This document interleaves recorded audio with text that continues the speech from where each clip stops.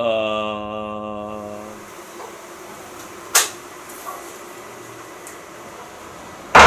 everybody, this is CVGS, I'm the Captain here, and on this recap for the Vanguard livestream on 25th May 2021, we'll be looking at the reveals and sharing our collective thoughts on them. When things are low, the only way to go is up, and that is well reflected by this week's card reveals, which covered the new heal effects we are expecting in the V Clan Collections Volumes 1 and 2, as well as the 4 supports for Violence Bruce and Orfist. Let's kick things off with the news for the V Clan Collection sets, and they are the reveals for Grade 3 heal triggers. No, I did not say it wrong. It is Grade 3 heal triggers. Like, it says right up there. Like, you know. Yeah. The Grade 3 heal triggers are referred to as Heal Guardians, which are designed to have the motif of a G Guardian. These Heal Guardians has 10k power, 15k shields, and no imaginary gift markers, which means it's gonna be very bad if you're gonna force to ride on this card. Counterpoint to this, it has the auto skill. When placed on the Guardian Circle from hand, if you have not rode a Grade 3 or higher Vanguard, you can activate one of the following effects. Choose your Vanguard and it gets plus 10,000 power until the end of the turn, or choose one of your opponent's units and it gets -2 critical for that battle. It also has another auto skill. When called to a Rearguard Circle from hand, if you have no damage, put the top card of your deck to the damage zone. It's wild enough to process that we have Grade 3 heal triggers, but now it's been blown to madness that these abilities are coming in September. Every clan's heal triggers has the same abilities, so that means that every deck has ways to counteract Rush style plays. And as explained in the Q&A, a unit has to gain 2 critical triggers in order to gain back its base 1 critical to do damage. This is a big addition to the V Premium and Premium formats, and there are some speculations that we're going to be getting a new restriction list come or after September 3rd. And it shows well on our polls on Tuesday after the live stream that this is something good for players of these formats, as 57% of you guys voted. Grade 3 heals are a thing now, holy cow! And I'm inclined to agree. On top of these various reprints of key cards from sets past and the new Grade 3 coming out in V Clan Collections, my interest has been thoroughly piqued. Well done to producer Mori and his team.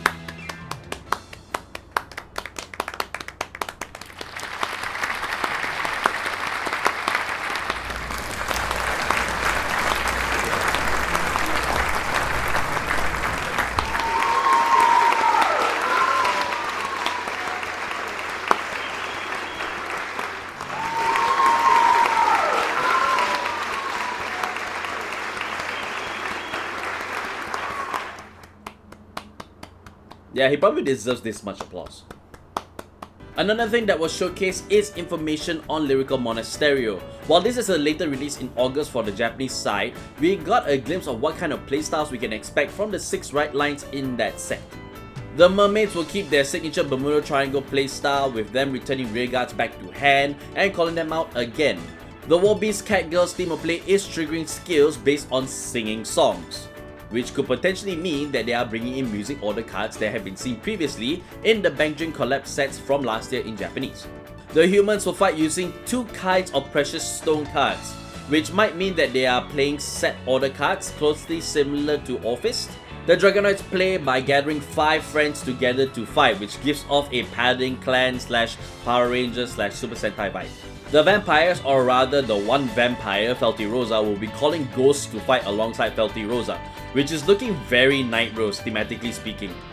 And the last right line, the Angels, play with abilities that change depending on the grade of cards in the bind zone, which looks like it will play similarly to V-Series Mystery Flare Dragon and Idealized Dragon. Out of the 6 I stand vampires, I've been associated with them for almost all of my life, and I kinda dig the Night Rose vibe from Felty Rosa. Maybe it's the other side of the Harry coin for me. But others that also piqued my interest is the Dragonoids with the Paladin style of play, as well as the Angels with the Gear Chronicle, the old Gear Chronicle style of play from the V-Series. Now on to Overdress news. Violence Bruce and Orfist fans can rejoice for what's to come with DBT02 for them. We already got some good cards on the rare and common spectrums for both these decks that has been revealed as cards of the day, but the reveals from Tuesdays really take the cake here. We'll start with the Orfist cards first, because if you guys were there on Tuesday on Twitch, you definitely know why. And yes, I dolphin because it was that epic for me. Cardanoid Thumberino is a great one with the auto skill on the Regard Circle. When this unit boosts a Shadow Army token, you may have this unit get plus 15k power until the end of the turn. If you do, at the end of that battle, retire all of your Regards in the same column as this unit and draw a card. This is unique to see because before with Orfist and DBT-01, the Counterblast 2 for 3 Shadow Army tokens was a one and done thing. But with Thumberino and Alvidirt, the other card revealed for Orfist, their skills activate by using the tokens as a resource. For Thumberino, the additional power as well as the draw from using up the Shadow Army token is able to provide more than what it currently is possible from DBT-01. This is emphasized more with Cardinal Draco Alvidirt. His continuous skill on the Regard Circle, during your turn, this unit gets plus 2k power if your world is in Dark Knight, and plus 5k power instead if your world is in Abyssal Dark Knight.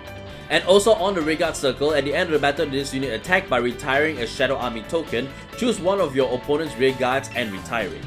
Orfist already has a form of retiring thanks to the set order card, In the Darkness That Nobody Knows, which I do. But once again, the Shadow Army tokens become a resource to use, meaning that you want to Counterblast 2 once again at some point to gain more Shadow Army tokens for units like these to use, as well as to attack. From this, we can gather a feeling that they're looking to split up the Orfist Sarah Snow hybrid deck and make them stronger on their own rather than together as one. And we get to the good part of the reveals for Violence Bruce, and it starts with Diablo's Madonna Mabel, which, oh boy, I'll let the meme from Tuesday tell you what skill it has. In order to benefit from all these skills. Ooh. Ooh. Okay, art aside, when this unit boosts the Vanguard, if you are in Final Rush, by paying Counterblast 1, choose one of your Vanguards, and for the turn, he gets triple drive!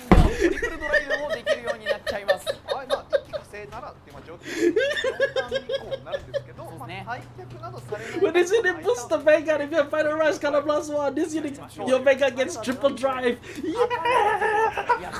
ハンドに構えて4ターン目にもされてハンドに構えても強い。出したら対決させなきゃいけないし。効率やばです。これはめちゃくちゃ有利。だからですとか言われても俺はうんだからなんでじゃないんだパワー。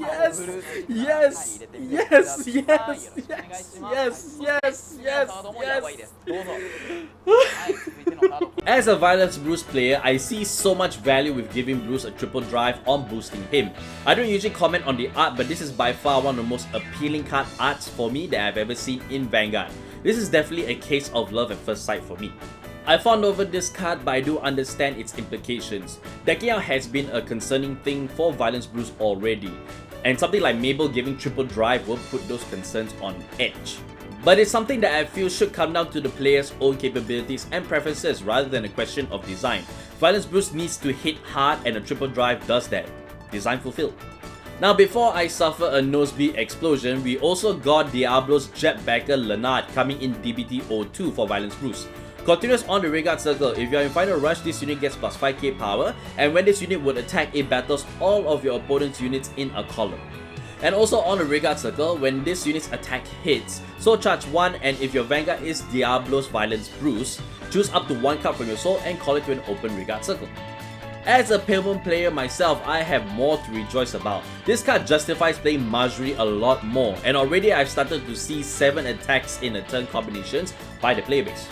That column attack from the continuous skill is an ensuring part of the auto skill to be able to hit, since your opponent has to either play without a back row or guard for 2 units at once. To be able to play units in and out of the soul can easily put Violence Bruce in a much stronger position once he enters Final Rush on turns 7 and 8 depending. I'm psyched for late June now, and I can't wait to see more for the rest of the right lines and even new ones. There's also Producer Mori's Producer's Letter Volume 2, but as of this recording it has not been released. We will share our thoughts of the letter from Mori-san on Twitter, but if there's anything noteworthy to talk about from his letter, we will bring it over to next week's recap. So what do you guys think? Are you beating the rush with Violence Bruce or a Heal Guardian? Has the support for Orfist made you consider separating Sarah Snow from him? Leave your comments below. And if you want to be part of a live conversation with us on Overdress and Vanguard, we are on Twitch for Tuesdays live streams and Wednesdays for our discussion streams on YouTube. So be sure to follow us on Twitch for our gaming streams, slam that like and subscribe button, and ring the ding the bell so you get notified of all of our videos whenever they release, be it for Battle Spirits or Vanguard.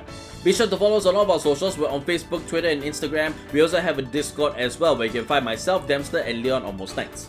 If you like what we do here and want to support us directly, you can join our membership where you can be like Wen Hao Law, Daddy Angrieto, and Samuel McKay, and have access to our meme emotes and badges during our premieres and live streams.